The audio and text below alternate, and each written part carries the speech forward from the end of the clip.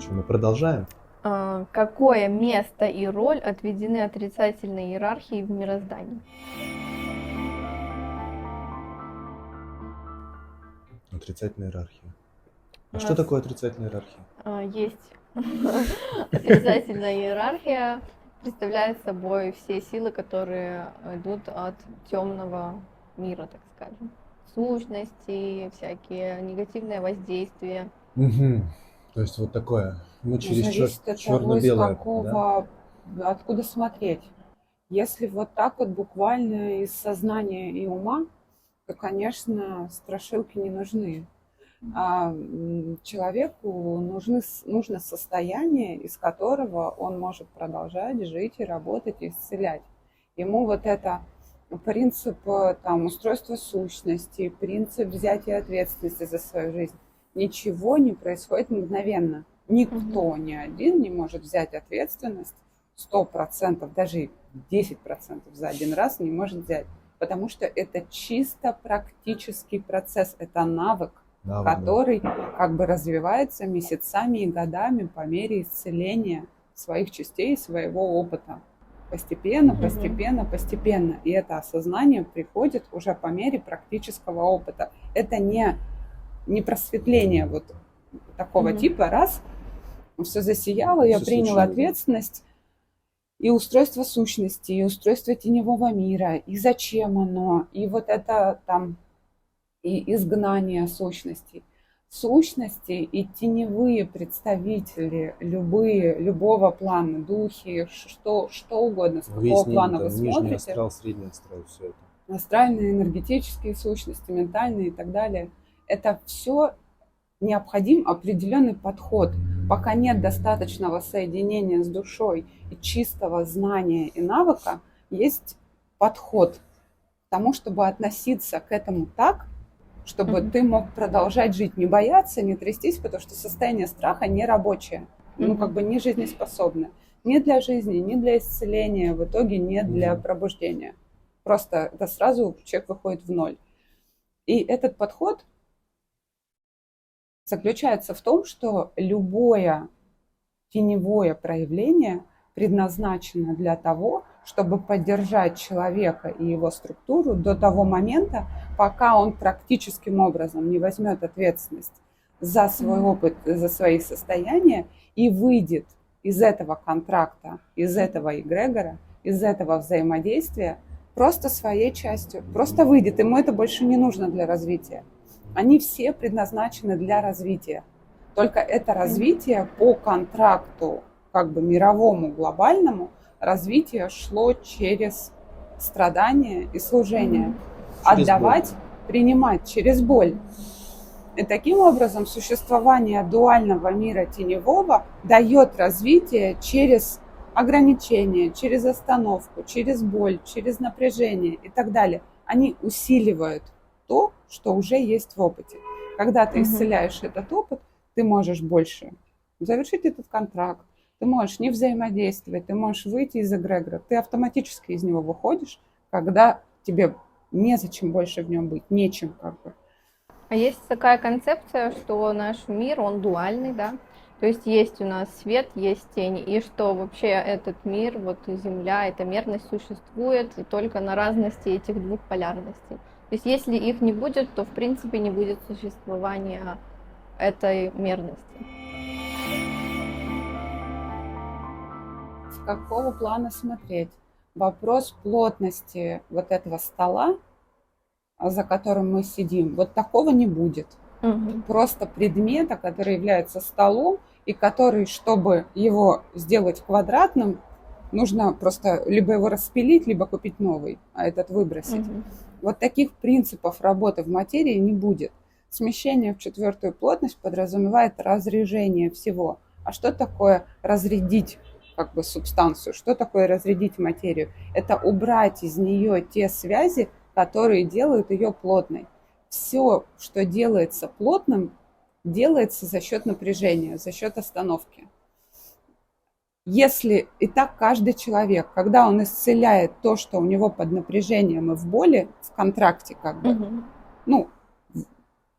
в условиях данного вопроса, в контракте с теневой стороной дуальной, он завершает это взаимодействие и делает эту зону пропускной энергетически для энергии Абсолюта и души. И в этой зоне становится легче. И так постепенно весь мир коллективно через каждого начинает исцеляться.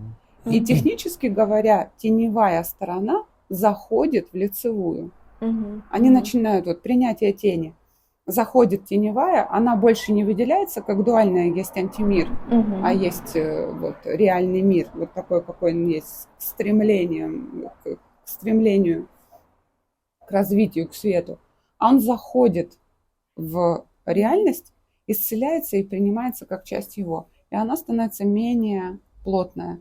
Вот это и есть как бы технический процесс. А зачем она существует? Для развития. Этот мир, эта материя плотная, может существовать вот в таком виде только при дуальной. Должно быть что-то поставлено на чашу весов. И тогда оно будет, из этой мы стремимся к свету, а это дает точки для развития. Если ты хочешь что-то создать, раздели что-то на две части, и они начнут соревноваться. Ну, то есть не будет Введи такого... туда эгрегориальную структуру, как им соревноваться, через что, и они будут развиваться через вот этот цикл конкуренции, например. Ну, сейчас такой комический вопрос. То есть не будет, в принципе, такой возможности, когда ты все это исцелил, вышел из этого, что ты просто из этого мира пропадешь куда-то, разрядишься окончательно. Пока так не работает. Ну и по сути говоря, любая теневая иерархия – это просто существа. Просто существа, которые выполняют свою задачу. Они могут быть совсем неразумные, как там сущности, они, некоторые, они даже не имеют никакого. Не отражают вообще. Хорошо, то есть даже если ты понимаешь все эти взаимодействия, как это все устроено, возникает вопрос, а нужно ли в таком случае ставить на себя какие-то защиты, вот как модно сейчас? Ой, с защитами можно я отвечу? Мне нравится вопрос. Если да, то какие, а если нет, то есть что делать? Два подхода к тому, как работать с самим собой, со своей структурой. Эти подходы, скажем так, на разных этапах развития могут быть полезны, у разных людей по-разному.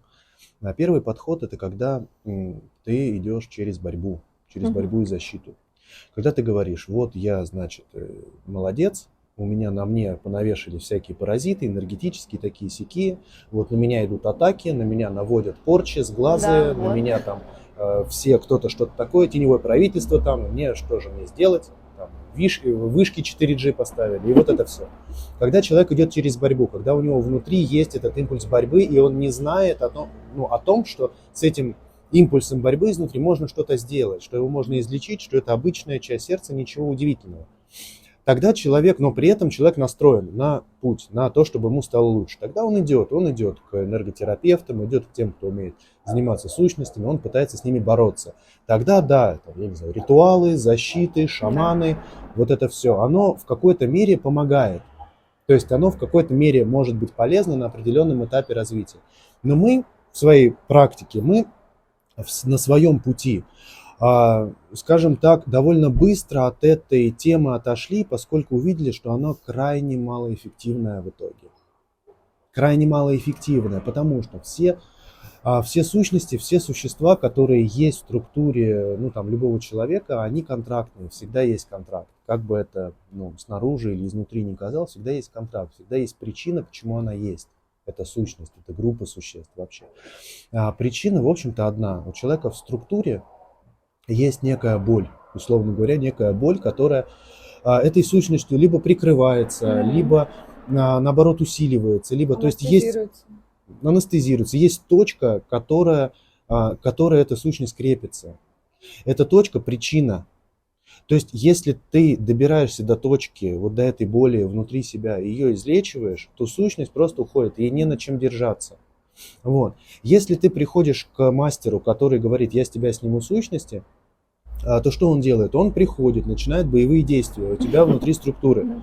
В любом случае, тем или иным образом. Почему боевые действия? Потому что сущность сидит по своему праву.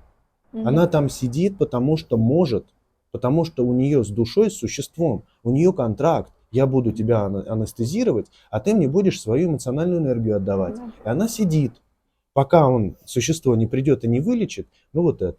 То есть полезно это может быть, то есть боевые действия вот эти, полезны они могут быть почему? Потому что человек на своем пути, на своем уровне развития может не чувствовать, не видеть эту боль. Тогда энерготерапевт, мастер, он что делает? Он эту сущность срывает с воем, то есть он ее сбивает, и человек получает, что у него открывается ему эта зона структуры. Он может ее начать вылечивать. Если он ее вылечивает, тогда все отлично. Но если он ее не вылечивает, если он не умеет вылечивать, если он не умеет через сердце это делать, не умеет принимать, не умеет заботиться, лечить, ответственность не берет, то тогда следующая ситуация, которая выведет его на ту же эмоциональную реакцию, привлечет других существ, а может быть того же самого, в то же место, и будет все то же самое. То есть оно бессмысленно просто в итоге. Понятно, как корень проблемы. Надо работать с корнем проблемы. И бороться, эта история с борьбой, черное и белое, оно же ведь в чем это у нас разговор немножко про дуальный мир этот, оно всегда идет через борьбу, всегда идет через какой-то конфликт, классическое насильник-жертва, всегда оно есть. Да. Агрессор-жертва, оно всегда есть. Кто-то, кого-то, чего-то, это. Когда ты учишься, когда ты находишь внутри себя опору на себя настоящую, находишь свой канал с душой, с высшим я, чувствуешь абсолют, чувствуешь это все, и ты наконец-то можешь почувствовать, как оно все устроено, то есть как все работает, у тебя принцип борьбы этой, отстаивания, доказывания, что-то такое, оно уходит полностью, просто уходит. Ты это оно просто растворяется, ты перестаешь понимать, зачем. Знаете, то есть не через убеждение себя, что не надо бороться, не через накручивание, я не буду, я такой сияющий, а через буквальное чувственное восприятие. Ты перестаешь воспринимать иначе. Такой, все хорошо. Всегда все хорошо. И сущности хорошие, и все эти управленцы, всякие разные существа, все, что это есть, все хорошее, все правильное, все гармоничное. И начинаешь смотреть уже не наружу, не на других, а начинаешь смотреть на себя. А почему я в этой ситуации? А почему у меня так? А почему оно меня ест? Где то, из-за чего это происходит? И уже начинаешь работать со своей структурой сам, начинаешь лечить то, за счет чего оно все держится. И оно отваливается само, естественным образом. Просто по завершению контракта. Ты такой расплатился, все ушли, все свободны, все хорошо, и все. Понятно. То есть подход такой. Я бы тут уточнила, что энерготерапия, которая останавливается без доступа человека к своей душе и к энергиям, она останавливает, процесс ограничивает только теми слоями, на которых происходит работа. Если есть соединение с душой, то тогда все эти процессы, работа идет цельная, работа идет по тому, чтобы существо становилось цельное, единое. А работа по одним только слоям будет удлинять дорогу. С этим поработал, еще слой вышел. Но там при работе с сущностями возможна и цикличность. Этих сняли, новые появились. Они появятся точно, и, возможно, они будут еще злее. Есть еще такой момент, что они там не просто так. Они защищают. Вообще они туда призваны как благо. Потому что сущности это не только какие-нибудь астральные крокодилы или еще кто-нибудь. Это существа, которые помогают структурировать ум, которые структурируют сознание, которые помогают человеку учиться, заниматься исследовательской деятельностью и так далее. Их столько, и может быть только, я не знаю, какое-то микроскопическое из них именно занимается именно что оно только питается энергией, больше ничего не делает. Тогда оно просто заземляет того, кто не может заземлиться сам с более плотной энергией. И тоже выполняет свою функцию. И для человека это важно, потому что если у него не будет этого, при условии, что у него уже есть болевое состояние, с ним может что-то случиться и так далее. То есть оно там сидит и оно помогает. Просто когда это затягивается, этот процесс, особенно в переходе, это превращается в то, что просто человек лишается энергии, болеет, что-то еще. Но ракурс из того, что теневое правительство, сущность или еще что-то, когда вызывает страх, и человек чувствует себя ограниченным и жертвой, значит, нужно искать опыт, который чувствует себя жертвой. А это просто выявители. Потому что самое главное, это у каждого человека через свое сердце есть доступ ко всем процессам, слоям, уровням, техникам, суперспособностям. Все управление происходит из человека им самим. И когда человек управляет своими процессами, учится этому, он как бы может работать с разными его слоями и может не бояться того, что с ним кто-то что-то сделает, потому что он управляет. Хорошо, а можно ли сказать, что вот мастера, которые работают с отрицательной иерархией, так скажем, темные, да, простыми словами, которые наводят какие-то негативные воздействия на людей, что они развиваются тоже по задачам своей души? То есть, конечно, каждый развивается по задачам своей души. А какие варианты? Покажу такой ракурс. Когда человеку больно. Вот есть человек, ему больно, страшно и больно. А когда ты на него смотришь, ты чувствуешь, что ему просто тяжело, он замкнут в себе и не видит выхода. В этом нет ничего плохого. В этом нет ничего его принижающего. Просто ему очень больно, и он не видит выхода. Его это запечатывает, и эта боль длится. Любое теневое существо, любая теневая иерархия, все живые существа в любом антимир, не антимир, любые слои, это вопрос боли. Если существо теневое, значит, у него больше боли. Что такое питается энергией теневое существо, сущность? Это значит, что для него состояние страха может быть выше по вибрациям, чем то, что он испытывает все время. И для него твой страх – это развитие в более высокую плотность. Очень глубоко.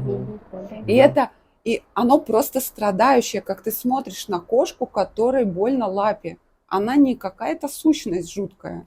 Так же и они. Они могут выглядеть довольно жутковато, потому что мы когда только человек начинает свою работу, если там есть видение или мастер там что-то сказал, то, может быть, картинки не очень. Но суть не в этом. Эта картинка такая, потому что у структуры не было владельца, у структуры воплощения. Этим никто не управлял. Человек жил в своем уме, занимался социальными процессами. Что от него социум и требовал, начиная с родителей в детстве. Задачи были такие. Он вдруг обнаруживает, что у него там тут кракозябра, там теневая иерархия какая-нибудь, там управитель. И он как бы с лету начинает думать, что это его враги. Но нет, они защищают его в жизни так, как он пока не осознает. И они не какие-то жуткие, а им еще больнее, чем ему. Но они работают, занимаются своими делами, большие молодцы. Почему существует контракт? Потому что они эту энергию, они тебе дают помощь, осуществляют какой-то ряд по контракту условий для тебя. Анестезируют боль там, структурируют, так или иначе чем-то занимаются. Держат структуру. Нужно для структуры, да, чтобы форму держала, не развалилась там, еще что-то. Выполняют свои задачи. А ты им за это отдаешь свою энергию страха, боли, стыда, того или другого, которых тебе чересчур. Как человек в социальной жизни говорит, мне стыдно, это невыносимо. Если бы он этот стыд брал себе в исцеление, тогда бы он таким образом эту сущность отпустил. Сказал, все, питания больше не будет, я сам буду разбираться. Мне анестезия не нужна, например, по условиям контракта. И все. А если этот стыд, его жизнь делает ужасной, как он это воспринимает, он этот стыд передает этой сущности. А для этой сущности это то, что ее развивает в более высокое состояние. В итоге все красиво, все очень гармонично. Да, всегда во благо. Теневая иерархия тоже не так страшная. Это очень разумные существа. Надо просто уметь смотреть, с других планов, с другого уровня. Да. Потому что из головы, если сидишь, из ума пытаешься что-то сообразить, враги, понять, жертва. везде все враги. Да, везде всегда враги. выявляет состояние жертвы. То есть в итоге можно все равно сказать, что все мастера темные, например, они все равно в итоге должны к развитию приходить через свет. То есть нет развития через постоянное пребывание в темноте. Но, как бы это сказать, нельзя сказать вот так вот, что должны. Ну, то есть Не в каком должны. разрезе? То есть временном, на воплощение, Да. то есть какими мы, ну, объемами оперируем. Ну, То во есть временном, например, чтобы перейти с земной плотности в какие-то более Я высокие. отвечу. Мгм. Нет, вопросы должны. Суть заключается в том, что когда не было перехода, и люди крепко сидели в третьей плотности, и сдвигов на это не предполагалось, Мгм. могли существовать люди, которые были учителями теневыми. Мгм. Ну, какой-нибудь там, я не знаю, некромантией там занимались, еще чем-нибудь, там что-нибудь кому-нибудь пилили, там, в жертву приносили Да. там человеческую или там еще что-то. Ну и так далее, сколько этого в истории известно. Они могли этим заниматься и получать за это энергию из эгрегоров. Мгм. И хорошо себя при этом чувствовать так, как им хорошо. Мгм. Их развитие шло через это. В процессе перехода энергии постепенно начинают переключаться, ну, как бы выключаться из эгрегоров. Человек продолжает делать то же самое, а у него так хорошо не получается. Что-то идет не так. И это ему признаки идут от его души. О том, что пора переходить на другое. Обрати внимание, свои триггеры идут. То, что ты делал раньше, перестает работать. Ищи, учись, ищи инструменты. Это те же самые триггеры. И человек через себя, ни идею, ни коллективно, ни чего-нибудь изнутри себя видит, что его, опять же, реальность начинает трещать по швам. Что-то не работает. Я раньше вкладывался, работал, делал, получалось, а сейчас перестает. Если продолжает работать, значит, пускай работает до тех пор, пока не перестанет. Ну, Мгм. Пока не надоест. да, как бы, когда начнется, в чем переход, постепенно это распространяется на всех. И человек начинает импульсы получать того, что нужно смотреть куда-то еще. Что-то не Мгм. так. А Энергия может ли заканчивается. возникнуть такая ситуация, что душа, например, долгое время не идет по пути развития, и наступает какой-то момент, когда принимается решение ее расформировать как-то на энергии просто и забрать в абсолют? Ну, Такого то есть раньше не уничтожить. было и было невозможно, поскольку этот мир был выделенный от Абсолюта, и в него проходили только те абсолютные энергии, которые были заложены в основании мира, Мгм. в процессе его выделены. создания, Как бы. да, как бы выделены. Такая Вот, поэтому никакого фокус такой. расформирования, ну, как бы да, фокус-покус. Смотрите за руками. С какой плотностью ты за этим наблюдаешь? Да. Ну, условно говоря, чтобы об этом говорить словами, Мгм. поэтому никакого расформирования быть не могло. Создавались разные существа, как бы отделялись фрагментами, создавались там очень много воплощений, очень много разных видов существ, а потом как бы на разных слоях оно как бы переформировывается, но эта энергия остается Мгм. также в поле, ну, как бы человечества. Для души, для того фрагмента это тот же самый фрагмент. Мгм. Просто он поменял конфигурацию. Но она в абсолют, вот в полное обнуление не уходила. Она могла принять новую форму, новый, чтобы получить другой опыт. Если энергии хватало. Да, если энергии хватало. Если не хватало, то он как бы застревал, запечатывался, этот фрагмент. Ну, вот эта история такое просто. Душа расформировывается и уходит в абсолют. А в этом нет ничего плохого. То есть Да. нет как бы, как сказать, этот процесс вот отсюда, из прямолинейного времени, вот как у нас вот, оно вот, ну, как-то странно об этом говорить, потому что если вот через себя, например, заходишь, ну, вот Мгм. как там каждый из нас заходит на высшее я, да, то есть через сердце поднимается на высшее я, на уровень души, на уровень абсолюта, то ты чувствуешь, что ты всегда есть душа и всегда был, и всегда будешь, и ничего это не изменит. И ты всегда при этом остаешься частью абсолюта, И нет такого, что тебя кто-то расформировал, или, Мгм. то есть это пребывание всегда, вот это. То есть как бы вопрос такой, он вот отсюда. Но если мы говорим про там высшее я, оно тоже как бы всегда есть, оно тоже вневременной слой. Но когда мы говорим про местное воплощение, оно да. Ну То есть да. мы же умираем тут, Да. умираем. Поэтому воплощения расходятся, энергии расходятся. То есть есть Расформированы, пути. Ну да, расходятся энергии, да. Вот. как ты сказала. Пути разные, то есть вот эта инкарнация, там разные, там прошлые, будущие жизни, другие планеты, другие миры, вот это все, оно бурлит, вот по-всякому. И в этом смысле, да, А по-разному. можно что-то назвать каким-то вот прям крутым моментом? Вот ты крутая душа, вот что это может быть? То есть Да ты все крутые, вернулся блин. в абсолют, или ты прожил кучу воплощений на каких-то определенных планетах или на Земле? Вот что Да-да-да, такой выпил, показатель да. крутости души? Выпил ручку. Как в этом видео, да, смешно. Если Нельзя вообще так сказать. можно Да, сказать. пожалуй, нет. Нет. Пожалуй, То есть С нет. моего ракурса это невозможно. То есть можно Каждая сказать, душа – это восторг, восхищение, невероятное, все.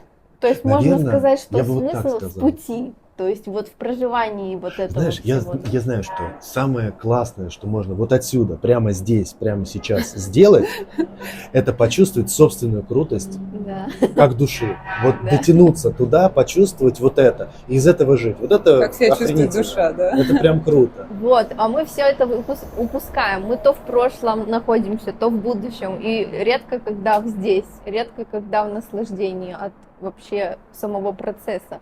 Да, Без стремления куда-то к каким-то... потому что этому есть причина. Да. Этому есть причина, потому что ты начинаешь иметь возможность быть настоящим, чувствовать вот это вот все, вот эту вот красоту и то, что все соткано из любви буквально, ты начинаешь чувствовать после достаточно большой работы внутри себя, потому что очень много боли у всех, очень много боли в сердце, очень много боли в тени, очень много, если говорим про звездные души, есть задачи по частям души, просто очень много всего, и оно тянет.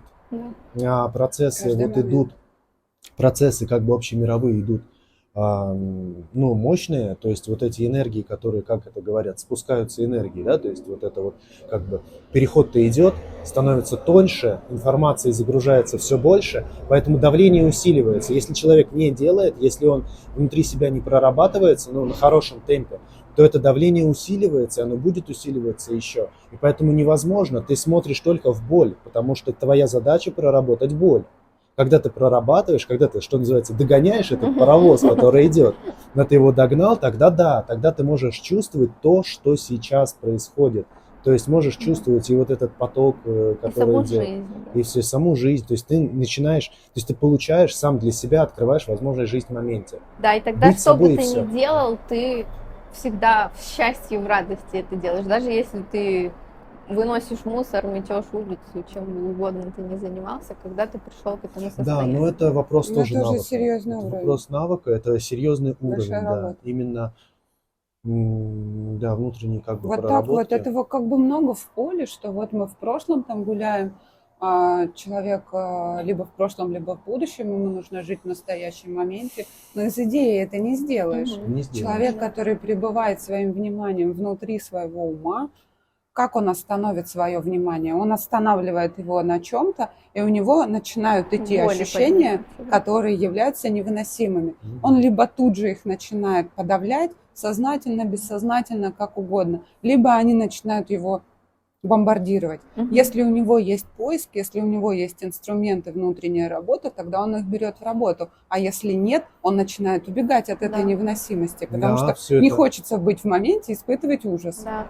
Или всё страх оно панический. вытесняется в подсознание, все. То есть, например, да, вот эта техника остановки внутреннего диалога. Хорошая техника. Но если в нее работать только ей, то есть ты диалог остановил, ты что делаешь? Вот ты свой ментальный план, свой вот, Выгрузился. ты его как бы выключил, а он же работает все равно. Ты его говоришь, я не хочу его видеть. И он что, ты его берешь и вытесняешь подсознание туда, чтобы он шел фоново. У тебя здесь тишина, но ты за счет этого подсознательную часть свою подраздул. И оно Мгм. оттуда тобой манипулирует. То есть ты перестаешь осознавать, о чем ты думаешь. То есть ты не Да. перестаешь думать, а перестаешь осознавать. У тебя тень растет, и у тебя в итоге результаты то есть во внешней жизни проявляются. То есть ты себя лишаешь, наоборот, лишаешь себя инструментов. Знаешь, Да. то есть ты перестаешь видеть просто. Поэтому Как вы думаете, из-за этого бывают такие случаи, что человек поехал на випассану, как сейчас модно это делать? То мгм, есть випассана это, например, 7 дней молчания. То есть ты пребываешь в каком-то месте, где вы по 7 часов в день медитируете, встаете рано, не мгм. разговариваете, и вот в таком темпе от недели до 2 недель. Потом человек приезжает, и очень многие, можно сказать, что немножко сходят с ума. Это связано с этим как раз.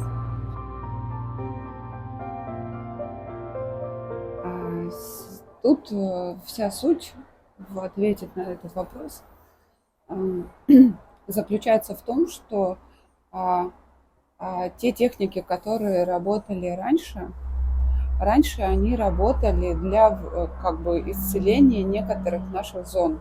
Они работали. Сейчас все начинает работать, все техники на выявление напряжения. А если человек какой-то техникой, а большинство техник имеют ограничения, имеют некоторый потолок, с ней работает, частично она ему помогает в той зоне, как бы с каким запросом он туда пришел. Но любая техника, основанная на вытеснении чего-то из чего-то, подразумевает, что то, что будет в тень отправляться, оно будет вызывать триггер и выходить на поверхность. То есть, буквально говоря, техника не будет работать так, как о ней заявил Будда, так, как это работало там несколько тысячелетий назад. Как с випассаной. Я знакома с этой техникой.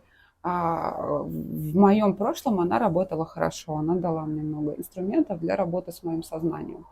Но сейчас она как бы вот это вытеснение в тень создает напряжение, и после выхода из випассаны через какое-то время начнутся состояния, событийные ряды, которые будут показывать как бы человеку, что как бы техника не сработала.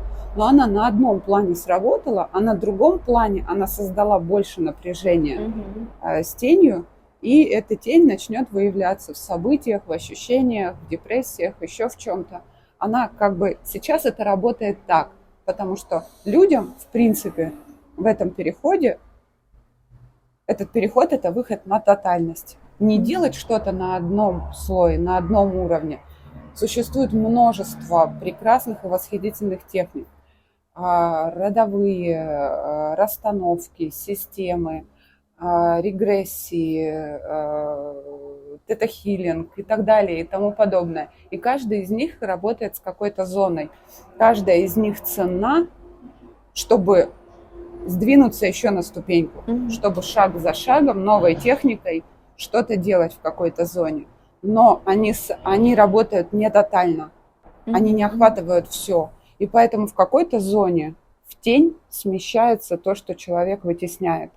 Он идет в развитие и идет в себя хорошего, а его отрицаемое начинает еще больше смещаться в тень. Но сейчас коллективный глобальный процесс такой, что эта тень больше не сидит на месте и не позволяет делать то, что раньше хорошо получалось у людей. Она начинает давить. У людей рушится там бизнес, семьи. То есть каким-то образом событийно оно начинает срабатывать не так. Потому что раньше услышать, что випассана привела человека там, к суицидальным и мыслям, и действиям, было практически невозможно. Потому что это была очень хорошая техника для работы с сознанием. Но сейчас я бы добавил, что ведь випассана, она настроена, вот кто проходил эту технику, знает, что она настроена на то, чтобы ты как бы оттачивал свое внимание. Ты становишься внимательным, ты больше воспринимаешь. То есть за счет того, что ты как бы отделяешься от своего, пытаешься отделиться от своего ума, ты начинаешь замечать, как твое тело себя чувствует, как твое сознание работает, как твой ментал работает.